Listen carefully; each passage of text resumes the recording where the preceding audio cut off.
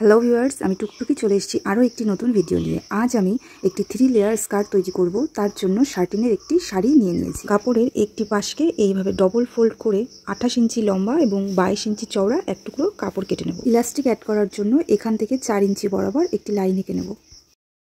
এবার এই দাগ থেকে 10 ইঞ্চি মতো গ্যাপ রেখে আরও দুটো লাইন এঁকে নেব। এই দাগগুলোর উপর কাপড়ের 3টি লেয়ার ভাঁজ ভাঁজ করে সেলাই করে নেব। এই লেয়ার তৈরি করার জন্য আমি 1.5 মিটারের মতো লম্বা এবং 14 ইঞ্চি চওড়া 3 টুকরো কাপড় নিয়ে নিয়েছি আর কাপড়ের এই পাশগুলোকে মুড়িয়ে সেলাই করে নেব। এরপর এই দাগগুলোর উপর এভাবে প্লেট প্লেট করে কাপড়গুলোকে সেলাই করে নিতে হবে। এখানে লাইটের স্থান পরিবর্তনের জন্য কাপড়ের কালারটা একটু অন্যরকম লাগছে।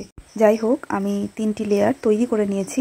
প্রয়োজন হলে এর থেকেও বেশি লেয়ার এইভাবেই তৈরি করে নেওয়া যেতে পারে। এবার এখানে ইলাস্টিক বসিয়ে নেব। খেয়াল রাখতে হবে এই কাপড়টাকে এইভাবে মুড়িয়ে এই প্লেটগুলো যে বসিয়েছি এর উপর থেকে সেলাই করে নিতে হবে। আর তারপর সমস্ত কাপড়গুলোকে ঠিকঠাকভাবে অ্যাডজাস্ট করে সাইডটাকেও সেলাই করে নিতে হবে। এইভাবে খুব সহজেই আপনারাও 3 লেয়ার স্কার্ট তৈরি করে নিতে পারবেন। ভিডিওটি ভালো লাগলে লাইক, কমেন্ট, শেয়ার করে পাশে থাকতে ভুলবেন না।